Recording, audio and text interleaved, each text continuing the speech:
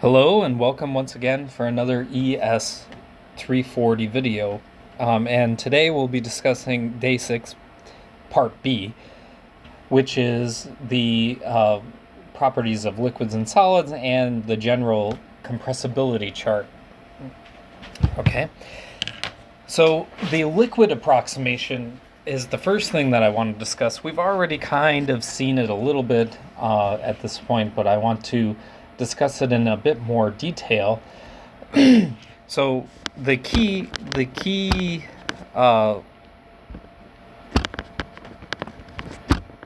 part of this approximation is the observation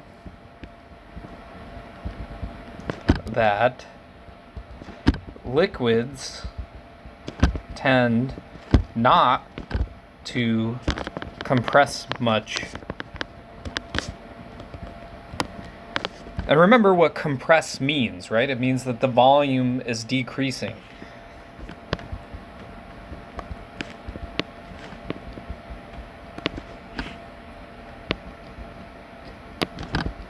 So the volume tends to remain mostly unchanged with increasing pressure.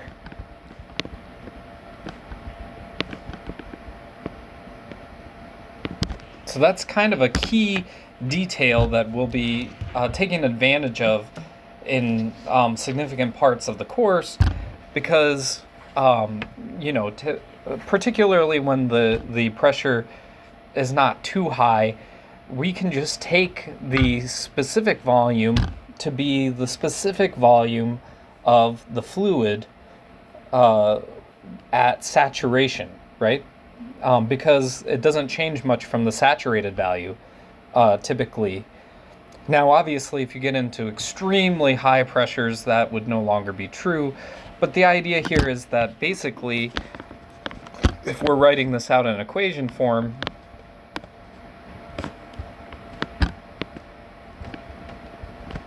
that the volume, the specific volume at some temperature and pressure, again, this is for liquids,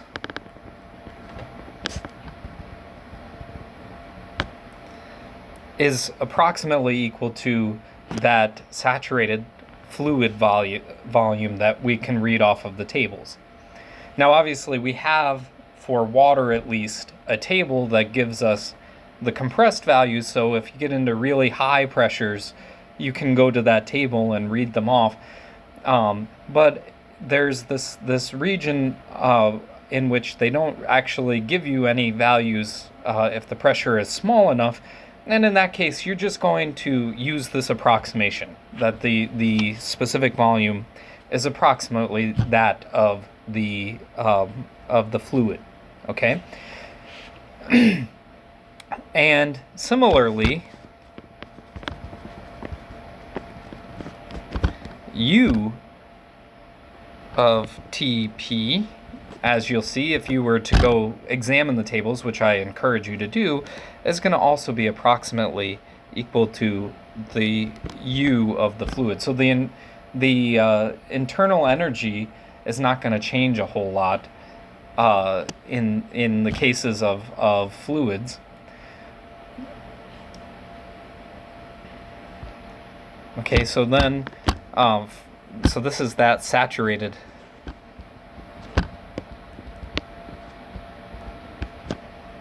specific volume of fluid, and VF is obviously given on the table, so you can actually read that off. And similarly, saturated specific internal energy.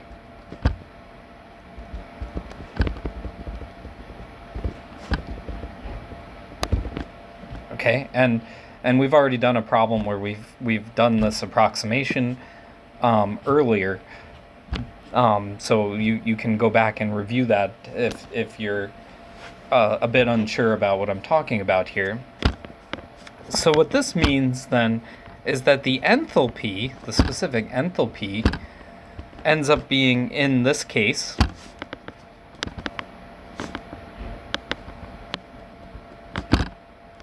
Again, this is not for gases. Make very sure that not for gases. That's not true at all for gases, but we can take the enthalpy to be approximately this.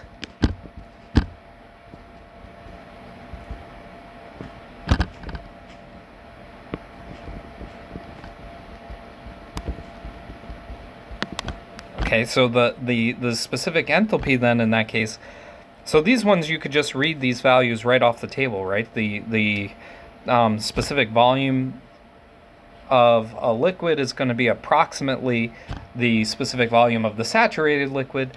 The specific internal energy is approximately going to be the specific internal energy of the saturated liquid. But down here, you're going to have to make a little bit of an adjustment, right? Because you will get the saturation pressure, but you're going to have to include this saturated, the pressure that you're actually dealing with here. So if it's a higher pressure, so the specific enthalpy does actually change a bit as you increase the pressure. And in that case, obviously, you're going to have to do this formulation for finding the enthalpy. So you can find both of those, the volume, specific internal energy, right off the table. But this one, you're going to have to do a little bit of calculation to find, right? A simple calculation, but a calculation nonetheless. Now this is typically called liquids are called incompressible. And so we're going to have the scenario where we're dealing with where we assume that things are incompressible. Now it's, again, not true at extremely high pressures, but at reasonable valued pressures, liquids can be taken to be incompressible. And without much error, basically. So what does incompressible imply? This is going to be important. Incompressibility imply. Well, for one thing, the specific volume is constant. Right, that's the specific volume. And that U goes to U of T, not U of TP. Okay, so U does not, in other words, internal energy in incompressible systems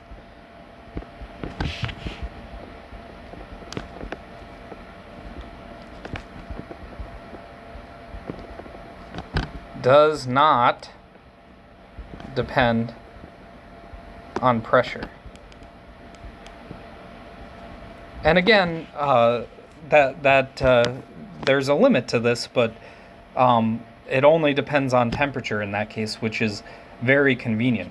So this obviously has a whole line of implications. These two facts then have a whole line of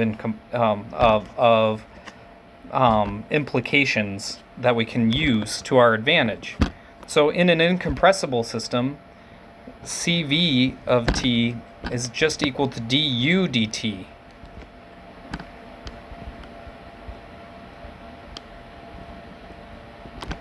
Okay, so remember that in the previous video we discussed this was a partial derivative, du partial du dt, because it depended on both temperature and pressure, so we had to take this partial derivative.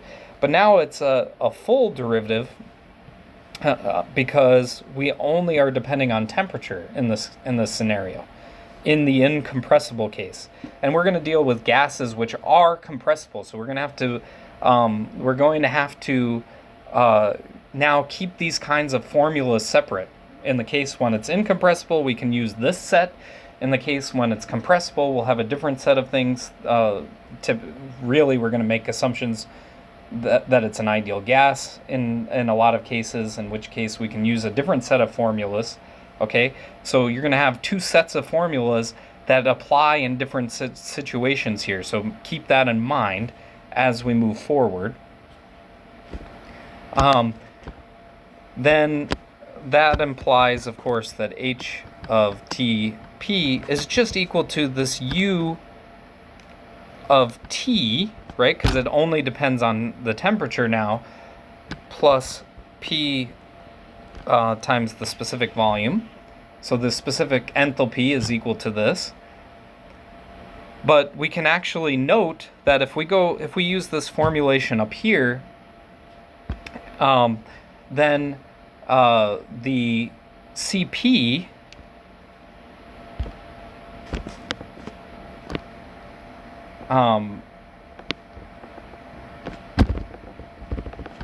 that dH dt at a constant pressure has to be equal to du dt, right? And the reason is, up here, again, in the incompressible case, for incompressible, and the reason up here is that, of course, if this is a constant pressure, then that term kind of goes away, right? You take the derivative, that goes away if it's a constant, goes to 0. So you're just left with the internal, this should have been U, by the way. Sorry about that. That the internal energy, no, I think I had that right first, sorry. Or this is going to only be related, this H is only going to be related to this now if the pressure is constant. Because again, the incompressible part, V is constant, the pressure would be constant, and therefore this is only going to be related to the internal energy. So that has to be the case in this particular scenario. So this implies that Cp must be equal to Cv, right? Because again, Cv up here was just equal to du dt, and so is Cp now at a constant pressure.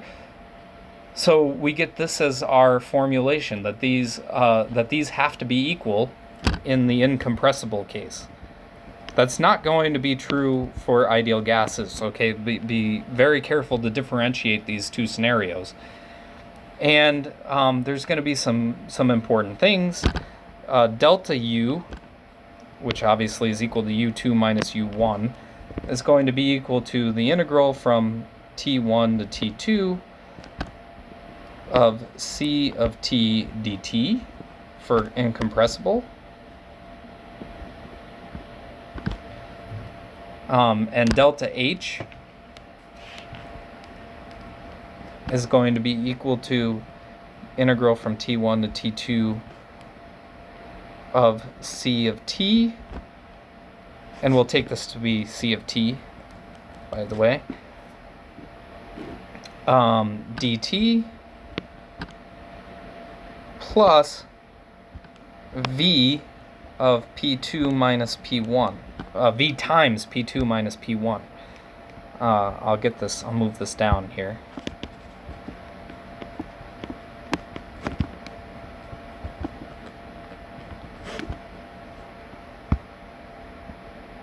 Oh, actually, I was already writing this part. Sorry, so I'll just erase that because we were talking about incompressible substances here. And then we can actually take this integral now because that C is a constant, right? We've already established that in the incompressible case.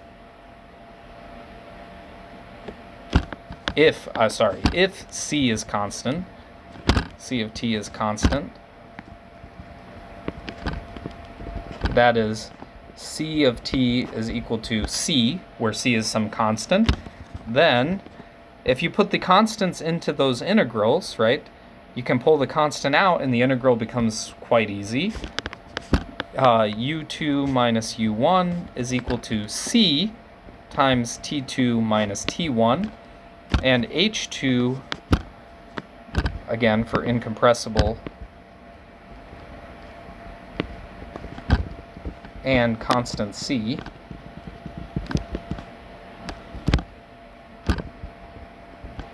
H2 minus H1 is going to be equal to, well, again, C times T2 minus T1 plus V times P2 minus P1. Okay? So this, again, we're making these assumptions. It's incompressible, and we have a constant C. Okay? So this is a whole set of equations that we'll use, and we're going to differentiate that from, say, the ideal gas model later. Now, before we get into the ideal gas model, so this is going to be the final topic of this video, we're really going to want to discuss generalized compressibility, which I'll get to in a moment. But first, I want to do a couple of clicker questions that I hope follow quite easily from the content I just presented. So clicker question 2, which of the following quantities may be treated as constant across the process if the system is incompressible? The specific enthalpy, the specific internal energy, the pressure, or the specific heat. Typically, we can take it as being a constant, one of these things. And clicker question 3, in an incompressible system, which of the following depends only on the temperature? The specific internal energy, the specific enthalpy, or neither? And I'll give you a hint. Take a look at those equations and see which one only depends on temperature, if any. Okay? Now let's talk about the generalized compressibility. So it turns out that now this is going to gases, right? So we just talked about liquids. Now we're going to talk about gases. And it turns out that if you look at the case when the pressure gets very low, you get behavior of gases that is typical across any gas. There's going to be some error because different gases are slightly different, right? But if you look at in the low pressure case,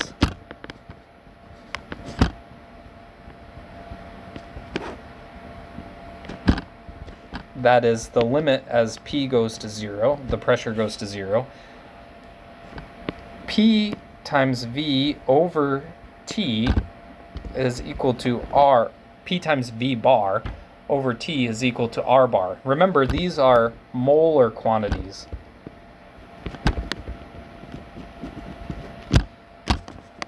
And I'm going to make a note here because R bar is typically called just plain R in chemistry courses. So you've probably seen R bar, but it's typically given as R in chemistry courses, which is going to make this a little bit confusing because in this class it's going to be R bar, and R is going to mean something different. So R bar, the reason we like R bar is because it's constant across all gases. This is called, so R bar is the universal gas constant.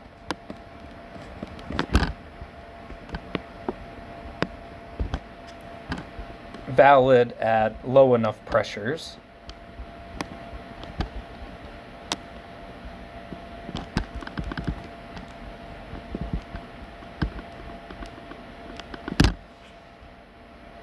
And R bar can be taken as the following. It's going to be 3 of these things. You're familiar with it. 8.314 kilojoules per kilomole times Kelvin. Usually it's given in terms of joules per mole in a chemistry course, but we're going to do it in kilojoules per kilomole times Kelvin. It's also there's two different versions in English units that'll be useful. One is if you're dealing in BTUs per pound mole times degree R. This should have been down to be consistent here. Degrees R. Or 1545 feet times pound force per pound mole times degree R.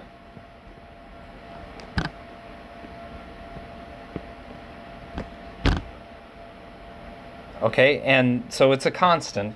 Now, for what we're going to typically be dealing with in this course, except for when we're dealing with compressibility, that's nice and easy, but typically in this course we're actually going to be dealing with something that the book refers to as R, which is not a molar quantity and does depend on the gas, so it changes gas to gas.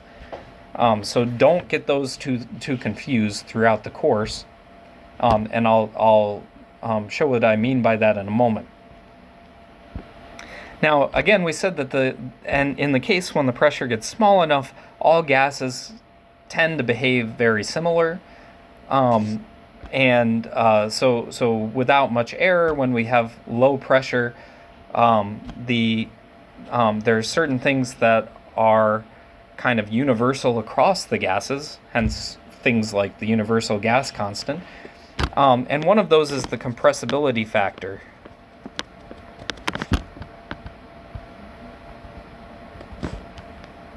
Typically, in this course, it's a capital Z, and it's given by the pressure times the molar specific volume divided by the universal gas constant times T. So that R bar times T. Okay, and so in other words, P V bar is going to be equal to Z, because we're going to rearrange this often in this manner, Z times R bar times T. Now this is starting to look very similar to the ideal gas model. In fact, when Z is equal to 1, we recover the ideal gas model.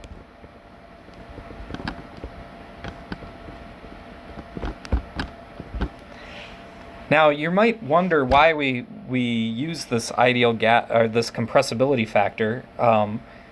For one thing, typically gases actually operate outside of the ideal gas model range, when Z is not equal to 1. So this becomes very useful in that scenario. And another thing is that sometimes, obviously, going directly to tables is not possible in certain scenarios. Maybe it's not been measured. Maybe you don't have the tables. So this actually can help us get a rough estimate that's pretty accurate, more accurate than the ideal gas model in many cases. In cases where we might not have the tables available. Okay. Now, if we take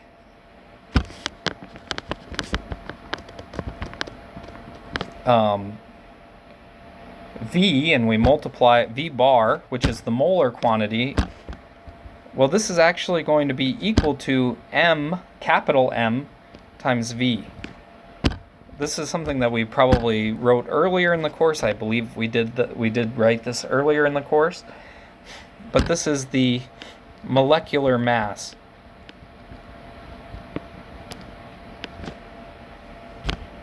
So like, you can read these off, the molecular masses you can get directly off of the periodic table, for instance, except for you have to be careful, of course, because many gases are diatomic, so you have to make sure to multiply by 2 in the proper cases for things like oxygen and nitrogen and whatever. Conveniently, M can be found in table A1. So if you ever need to find M, you can just go directly to table A1 or A1E if it's English units. And in your book, I'll also note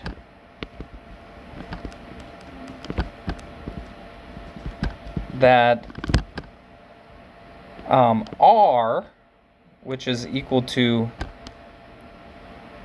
R bar divided by a capital M for some common gases is given in table 3.1 in your book, in chapter 3 basically of your book. So basically it just saves you the having to find R by going to table A1, finding the capital M for that, and then dividing the universal gas constant by it.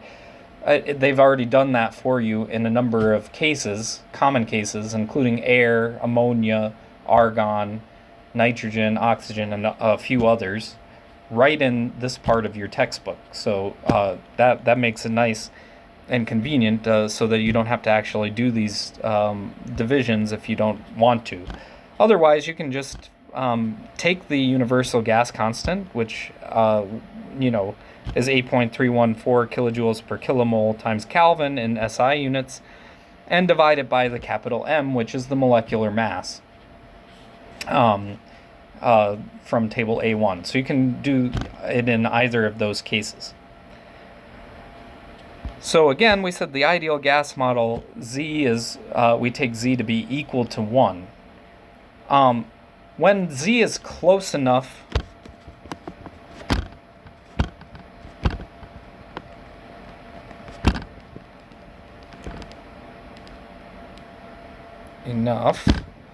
to 1, that is, for our purposes, we'll say if Z is between, say, 0.95 and 1.05, then we will say the ideal gas model is valid.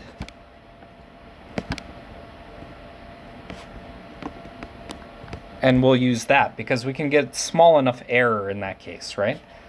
So that's going to be a common thing that we're going to do. Okay, and basically the idea here is that we can use this chart to help us. So you might say, okay, well, we can do that, but how do we get some of these values and whatnot? Well, how we're going to do that, let me just move this down a little bit because we're going to need a little more space. How we're going to do that is actually using the compressibility table.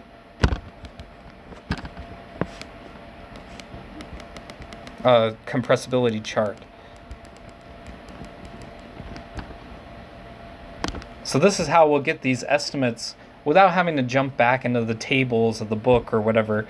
We can get rough estimates that are pretty close to the values that you will find on the table. That is obviously something that is quite useful. First, to use the table, we need the chart. We need to find the reduced pressure,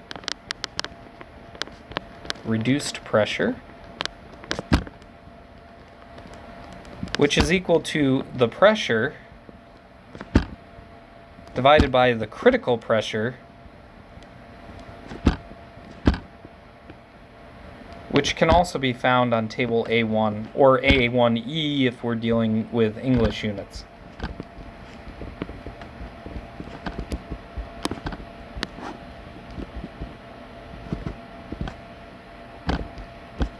Okay, depending on what we're doing. We'll also need to find the reduced temperature.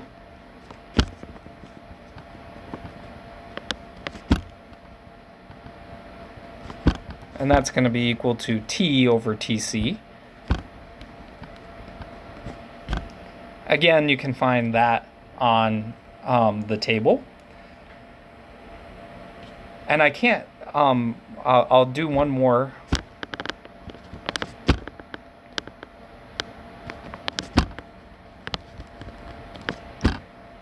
We'll do the pseudo-reduced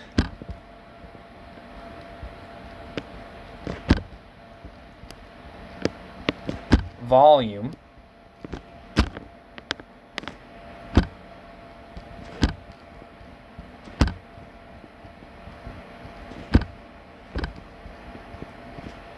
Okay, so the pseudo-reduced volume, you would have to find these two things. The Tc and the not the reduced temperature, the reduced volume, but you would have to find the critical pressure and the critical temperature down here in order to, so again using that that table, in order to find this pseudo-reduced volume. And again, this is going to be V bar. That's a molar quantity, so you have to be careful, and that's the universal gas constant.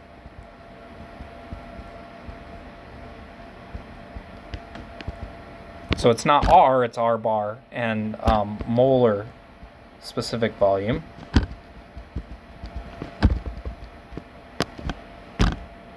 Which again is related via this equation, right? M times the volume.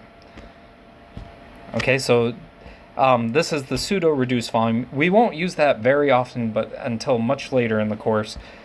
But these two, the reduced pressure and reduced temperature, I do want you to get a bit more comfortable with on the tables, or on the compressibility chart. So here's an example of the compressibility chart. This is just one of them. There's actually multiple in your book, and you can find them scattered across your book. Actually, they're all together in the back, because you might need to go to higher reduced pressure than is shown here, right? So the this only goes 0 to 1. There's others that go higher, but the basic idea remains the same. This is the compressibility factor that you would be finding, and you could use the compressibility factor to get exactly what the pressure times volume must be by going here first and figuring out what Z must be, and then using this formulation, right? And the formulation, obviously, it can be PV equal to ZRT rather than PV bar equal to ZR bar times T. So you can adjust as whichever makes things easier. But in any case, how do you find the compressibility factor? Well, you have to use this chart. Now, again, we're assuming these are simple compressible systems. The gas is a simple compressible system. And if it's a simple compressible system, it only depends on two things. So it could be the temperature and the pressure. It could be the temperature and the volume. It could be the pressure and the volume, right? Those three pairings there. So we should know how to find each one of those. First is the reduced pressure, and again, you have a way of computing the reduced pressure, but you can find the reduced pressure. So imagine we found PR as an example is equal to 0.8. Well, that's over here. PR is equal to 0.8, so we can just start from there. And let's do the PR-TR example, because that's going to be typically how we do compressibility for the most part.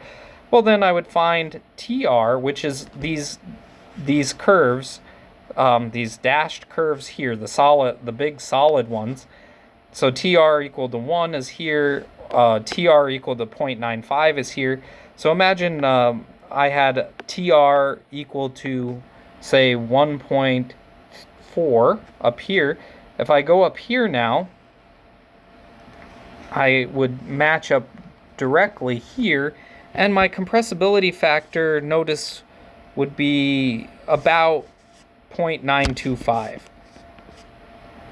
So if PR equal to 0.8 and TR, and again, you would calculate those out, but let's just imagine that we've calculated them out and we get something like this, equal to 1.4, then Z, reading off of this chart, is approximately 0.925, right? Coming up here, finding this point, if I come across here, you know, it's approximate. I didn't draw a very nice straight line, but you get the idea. It's approximately 0.925, and you can argue something else, 0.93 or whatever, but that's about it, because right here would be 0.95, right? So it's below that line, and it's above the 0.9 line, so that's roughly what it would be, right? So that's my compressibility factor, and then I could go back and I could calculate out, you know, other things like the pressure, the volume, if whatever I'm trying to find. So that's how we use the compressibility chart. Okay, and then the last topic is the equations of state. We won't use this much until the end of the course, but it's good to know. Basically, this has to do with the compressibility factor. So the compressibility factor is actually equal to something like this, times P plus C hat of T times P squared plus D hat of T times P cubed, and so on. So the compressibility factor is related to the pressure, obviously. And notice what happens as P goes to 0 here. You find something very special, which I'll leave as a potential clicker question.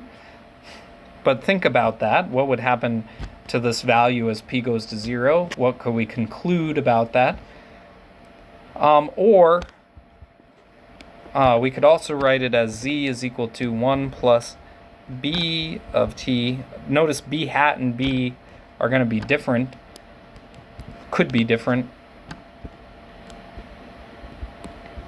And these are just coefficients. They're called the virial coefficients.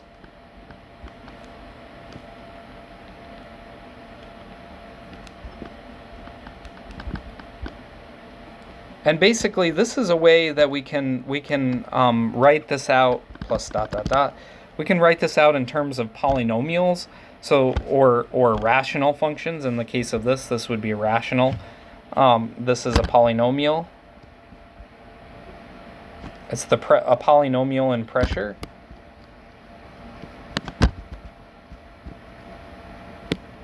Right, where pressure is the independent variable there. Or, again, this one would be rational in specific volume,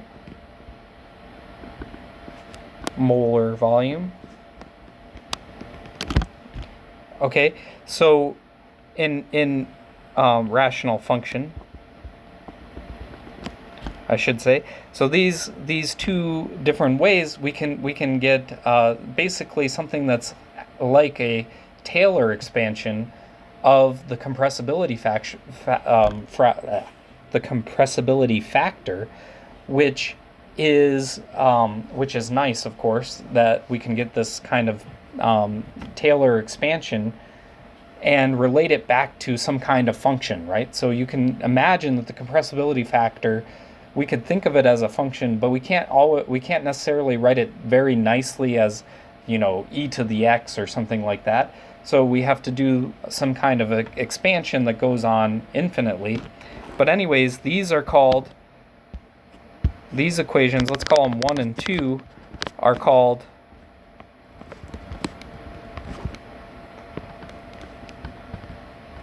the virial equations of state,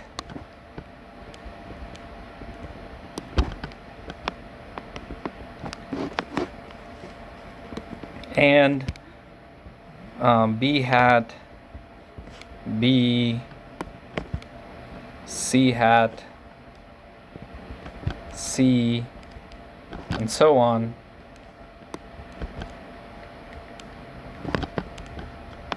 are called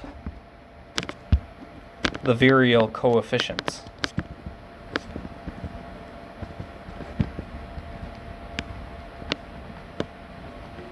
And basically we can use these as nice models, and if we make some assumptions, as we'll see later on in the course, such as the van der Waals assumptions and whatnot, we can actually get nice functional forms of these things and get even better estimates than going to the compressibility chart, because now we're approximating this as a function. Okay, so that's all that I have for this section. Hope to see you again soon.